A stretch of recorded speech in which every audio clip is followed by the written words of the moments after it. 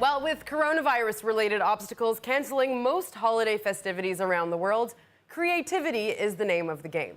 Local Rabbi Ariel Konstantyn is the founding rabbi of the Tel Aviv International Synagogue.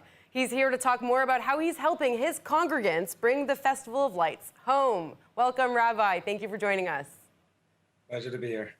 So after, holiday lockdown after holiday lockdown, how have you managed to engage with your community and keep them inspired during such a strange time? It's been a challenge for sure. I mean, we have so many people who used to come to the synagogue filling it, hundreds, 400, 500 on a Friday night, singing and sharing meals together and kiddushes and experiences. So the disconnect has been a challenge. We've done as much as we can online. We did Kabbalat Shabbat early in order to have a pre-Shabbat service until the beginning of the Shabbat.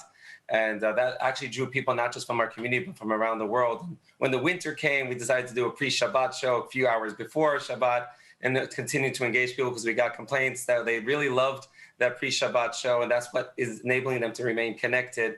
And each holiday presents its own challenge. Passover, we give out food for the needy and try to prepare people for the Seder. We did a model Seder online in advance so people could learn how to do the Seder themselves because often they didn't have their own Seder. They used to go to a grandparent or somebody who could run it for them.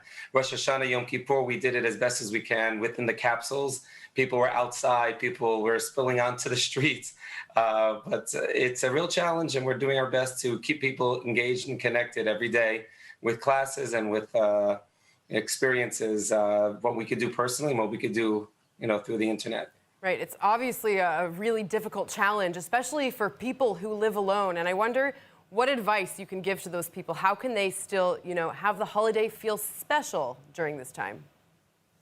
Well, Chanukah is also a very home-based holiday. The Jewish law says that each household needs to light a candle. It's called Ner Ishu Beito in order to publicize the miracle. So the celebration of the holiday really begins at home amongst their family. And if they're alone as well, we encourage them to join our online lighting and when everyone's kind of lighting at the same time together. So at least there's a sense of a feeling of community while they're lighting. And hopefully they'll see through the window other people lighting, and as best they can feel that spirit and that light through this darkness. Hanukkah is all about bringing light through the darkness, and this is a difficult and dark time for all of us. Hopefully the light is at the end of the tunnel soon, but Hanukkah will hopefully bring that light and joy to people even if they're alone.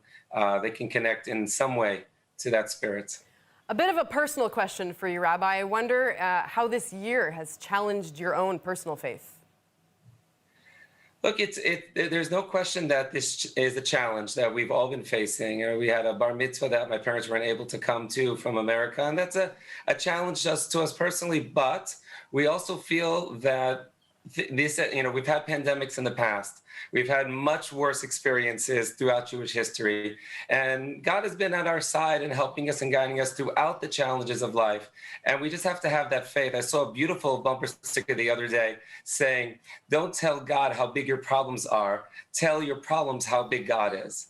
And I think, in a sense, that's Chanukah. That was complete despair. That I think was a miracle that even they looked for a little jug of oil in order to light, because everything was such in shambles. You can easily get depressed from the challenging situation. But the Maccabees had faith and says, let's at least try. Let's do what we can.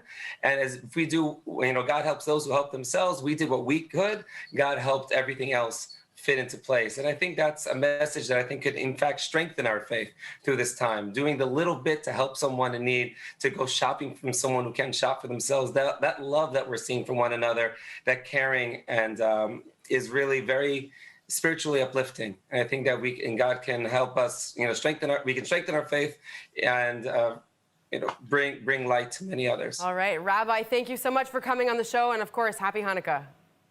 You and all the viewers.